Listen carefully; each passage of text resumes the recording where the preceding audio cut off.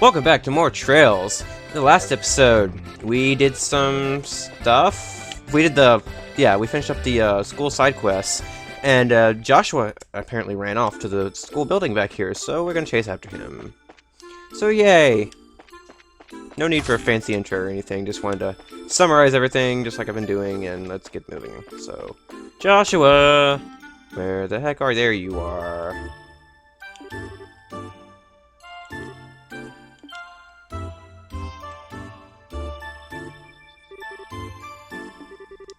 You need to stop making us worry about you. I almost had a heart attack when I heard you went chasing after some guy with silver hair. How did you know? Polly told us. I guess she saw you. She's a pretty sharp-eyed kid. I did follow a man matching that description out this way, but I guess I lost him. Must have been pretty talented if he managed to give you the slip. Any idea who he was? I'm afraid not. I don't think it was our arsonist, though. I told him as long as I could. By the way, why'd you run off by yourself? My thoughts exactly. You could have at least left us a message. I'm sorry, I didn't mean to worry you. Who said I was worried? I was just pointing out the importance of teamwork. You're a terrible liar. Not 5 minutes ago, you were in a total panic. I was not! And hey, you were pretty concerned yourself. Thank you, both of you.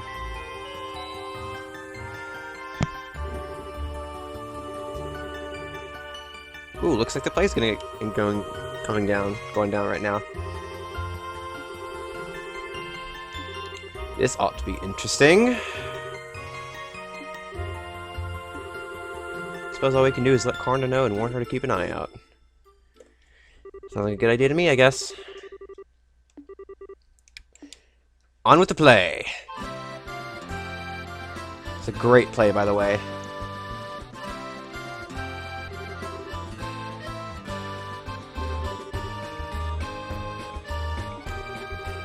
You'll be fine, Estelle. That's what all the rehearsals were for. Besides, once we start up, you'll forget they're even there. You're the type who can only focus on one thing at a time anyway. Just one thing at a time, huh? Well, I guess I'll just focus on the boy in the dress then. That'll be easy. Okay. You two can have your little spat another time. This year's campus festival is already a big success. Though we have many esteemed individuals here, such as the Duke and the Mayor, we can't afford to be intimidated. Please remember our #1 rule and you'll be fine. If you're gonna puke, do it off stage. We've done a good job of keeping the festival lively so far. Now let's close it out with a real bang. That we shall.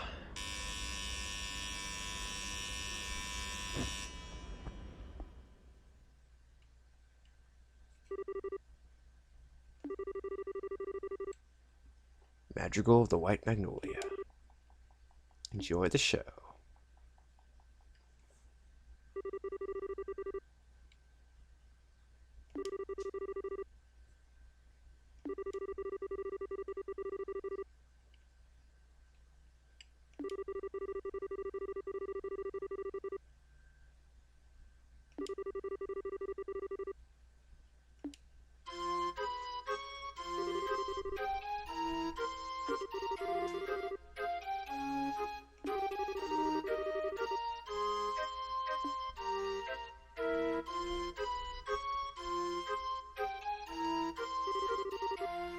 The streetlights shine on everyone, each bright with their own happiness, and in spite of that...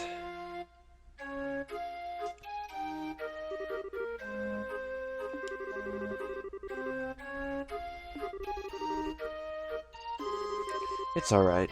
If I should fall ill, if that happened, then perhaps I could avoid becoming the last ember in this dying flame we call liberal.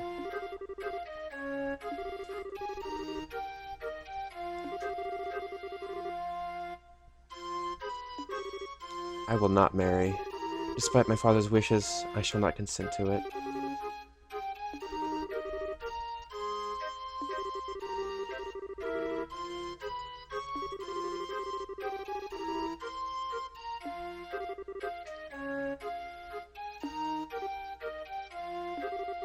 No one knows better than I the quality of their characters.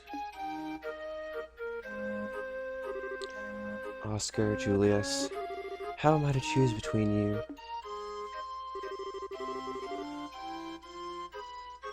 It is indeed.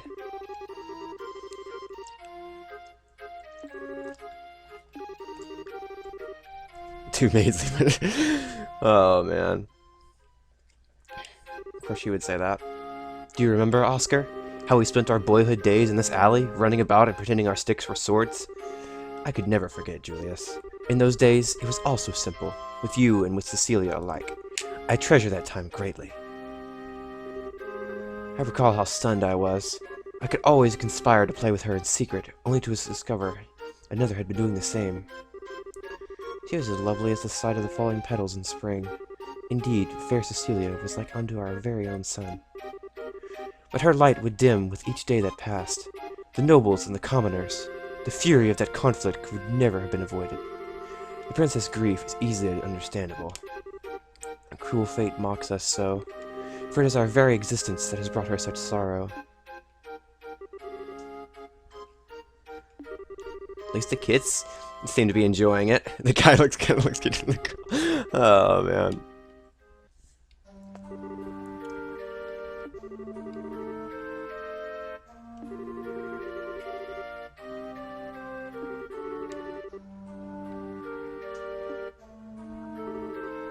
If I may, Father, it has been roughly 10 years since the Eastern Republic was founded. Perhaps the eventual seizing of power by the common people is inevitable in any state.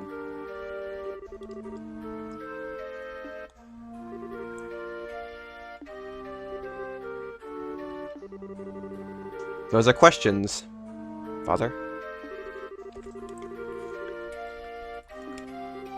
Father! Oh, of course, Mr. Selfish Rude Pants is up there in front.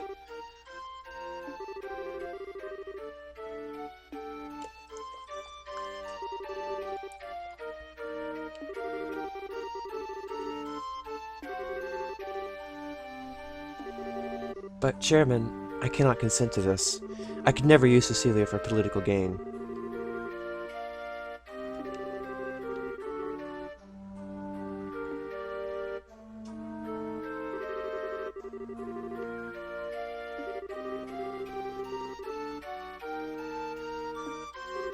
Chairman!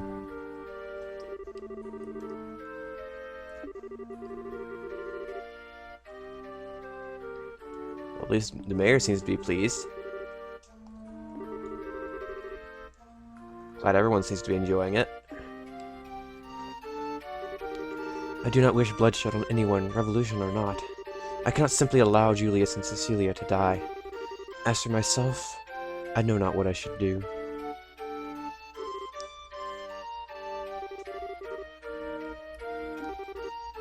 Are you alright? It was quite a bit more than you can handle. It may be spring, but you'll surely catch your death if you sleep out here. It has nothing to do with being a knight, but rather a simple concern. I'd have to be quite the young fool not to see what I must do.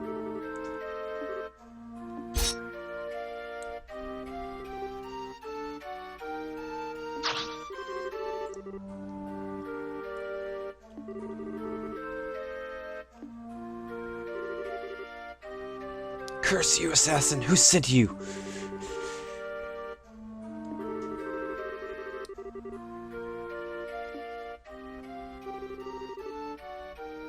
Even Niall's back there, wow.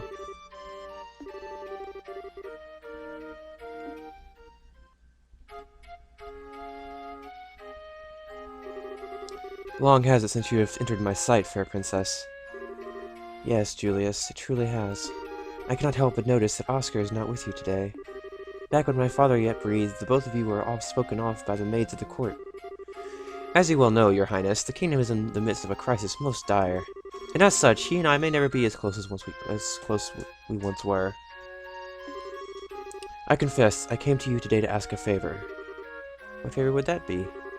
That you would allow he and I, head of the chivalric order of the High Guard and a young general, to engage in a duel of honor, and that the victor shall be granted the great honor of becoming your husband. Malthy is there.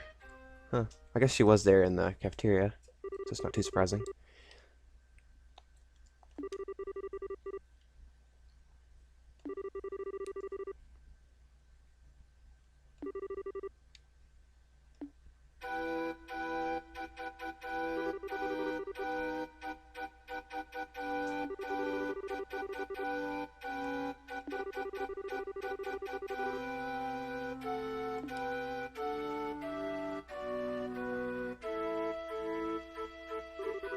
My friend, I fear this was inevitable. Perhaps fate always intended for us to meet in so base a fashion. Speak, that we may both be unburdened. If nothing else, for our beloved princess. We would cleave a path through fate with our own hands. But at this moment, my words and her smile seem lost. Has fear clutched your heart, Oscar? Perhaps. But what is this passion that pierces me to the quick? As I see you with blade drawn, it feels as though I've been waiting for this moment. Before this storm, by the name of revolution, should claim us both, we shall let fate decide our outcome. Yes, and may the goddess above see our spirits as they truly are. Come then, let it be done. On guard!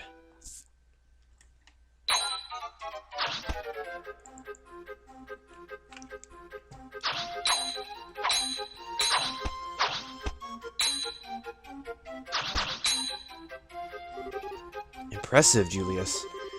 I should say the same of you. But still, you seem to hesitate. What troubles you, Oscar? Is this the extent of your skill? Perhaps the tales of your acts of valor against the Empire were grossly overstated.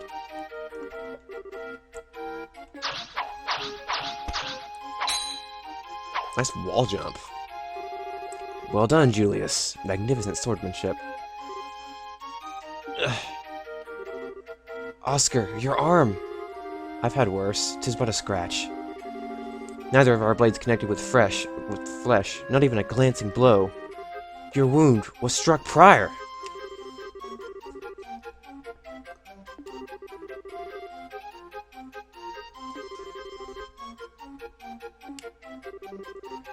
Father, is it true?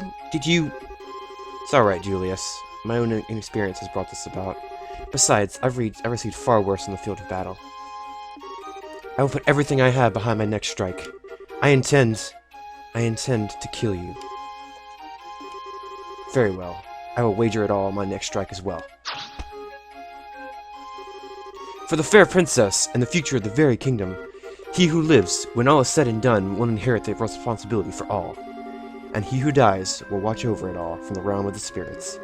Such is also the pride of a knight. I suppose it is.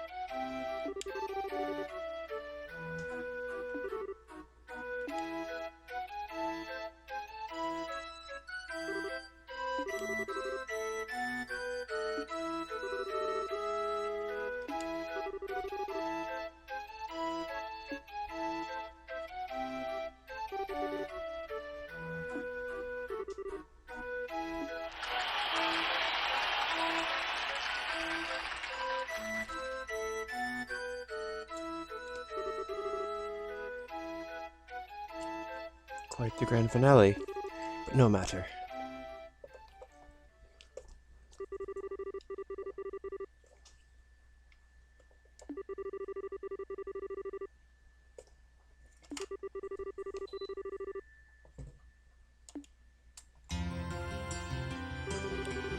Brilliant! Just brilliant! That was one fine play, if the director's allowed to say so. At first, I thought people would make fun of us with the roles switched like that. I'm so glad they took it seriously. Agreed. The costume worked out pretty well. I wouldn't want to wear that mine again, though. Corsets are like some sort of torture. No kidding. Well, it was all for good cause. And just you wait till how many pictures the photography club took. The ones of you ought to be particularly popular. Give it a rest. The ones of Estella and Chloe won't exactly drive people away either. The guys always go nuts for the junior girls. We're really gonna rake in the mirror. I mean, all proceeds will go to a good cause. Jill. Estelle? What's wrong? Huh, what? Where? What are we talking about? Nothing important, really. You've been spacing out ever since the play finished. Are you okay? Well, that fight scene was pretty hard work. It's no surprise you're tired. You feel sick? We can take you to the nurse's office. I'm fine, really. I deal with fatigue every day as a bracer. I'm just trying to get my head back in order is all. Still, you don't mean... No, it's nothing like that at all. Promise, I'm perfectly alright!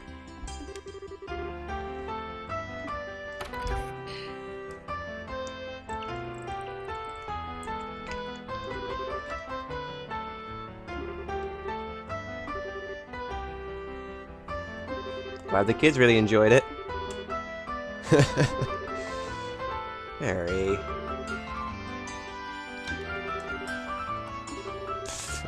Thank you.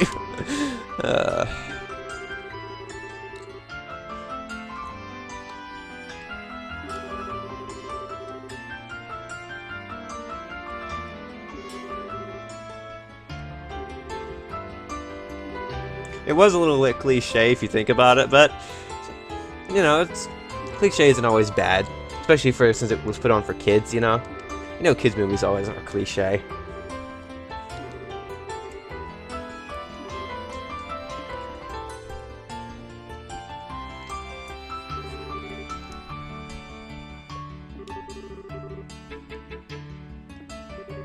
Yes, they were in charge of production of the play.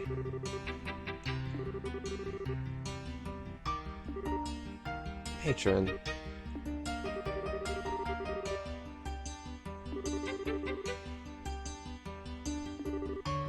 Whoa, so soon?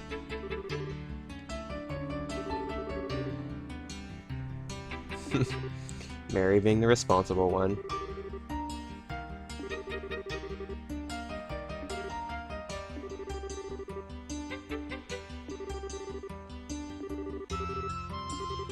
Oh, hold on a sec. Jill's coming back any moment, and she'll probably want to say goodbye before you go.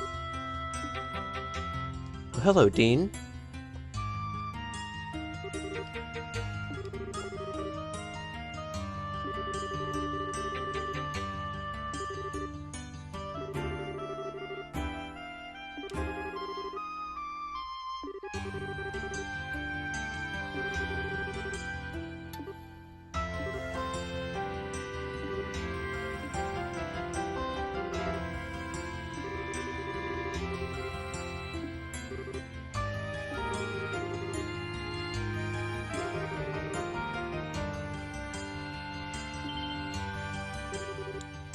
$1 million Mira?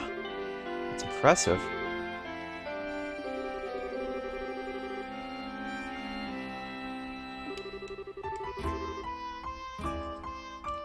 Surprised Mr. Selfish Rude Pants actually contributed, to be honest. I'm with Jack here, personally.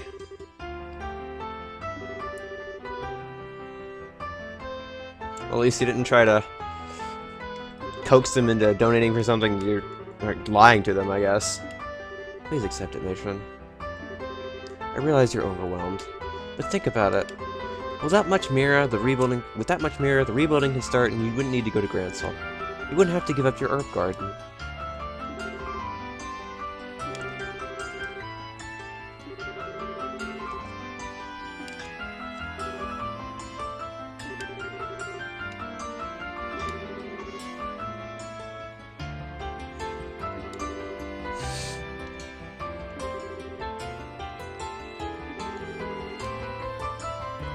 Don't worry about it, Clem. Don't worry about it.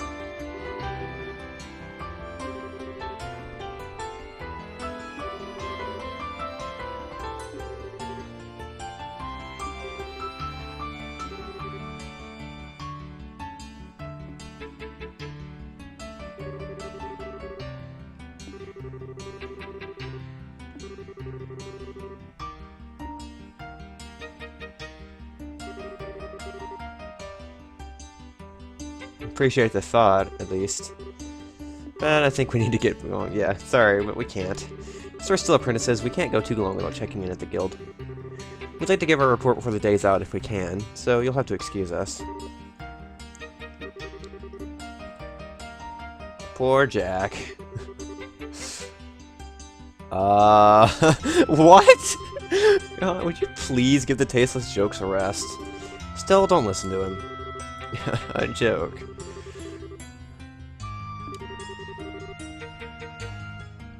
I'm sure we will, Joe, I'm sure. Jack, come on. We will, thank you. We'll stop in again soon. Chloe was right. We are losing daylight.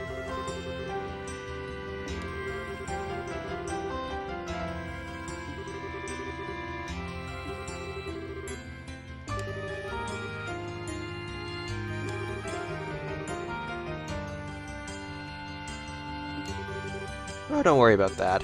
One of the other racers escorted the whole lot of them back to the village. Her name's Karna. Apparently the dean made a special request. He does seem like the kind of guy you would think about that kind of stuff. Oh, you bet we will. You can count on it. Best of luck to both of you as well.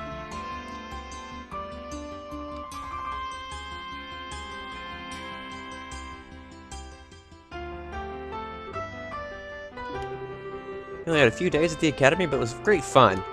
Well, other than class, anyway. What are you talking about, Estelle? Normally, students spend most of their time attending classes. The student festival might have been fun, but it was just a special event. Yeah, you're right. Man, being a student is tougher than I thought.